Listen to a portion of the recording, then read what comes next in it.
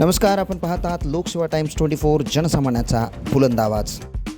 देशभरातील सर्वसामान्य नागरिकांसाठी पुन्हा एकदा चिंताजनक बातमी समोर येत आहे। पेट्रोल आणि डिझेलच्या दरात मोठी वाढ झाल्याने नागरिकांच्या खिशाला मोठा फटका बसत आहे। महाराष्ट्रासह अनेक राज्यांमध्ये पेट्रोलचे दर 100 रुपयाचा पार गेले असून डिझेल दरही विक्रमी पातळीवर पोहोचले आहे।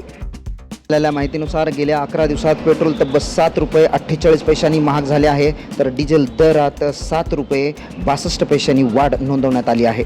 मुंबईमध्ये पेट्रोलचे दर 111 रुपयांनी पुढे गेले असून डिझेलही 100कडे वाटचाल करत आहे। तेल कंपन्यांनी पुन्हा दरवाढीचा निर्णय घेतल्याने वाहनधारकांमध्ये संतापाचे वातावरण निर्माण झाले आहे।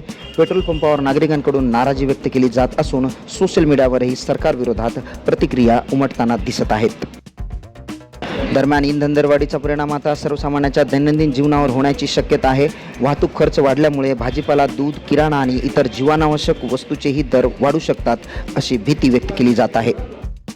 आंतरराष्ट्रीय बाजारात कच्च्या तेलांच्या किमतीत वाढणे आणि डॉलरच्या तुलनेत रुपया कमजोर होणे ही या दरामागची प्रमुख कारणे असल्याचे सांगितले जात आहे।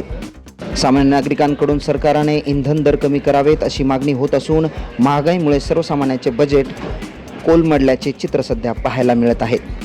अचानक पेट्रोल आणि डिझेलची जी दरवाढ झाली आहे, सामान्य जनता ह्यामुळे अतिशय परेशान झालेली आहे आणि आता सरकार ह्याच्यावर नेमकी कोणतं ठोस पर्याय काढतं ह्याच्याकडे सर्वांचे लक्ष लागले गेले आहे।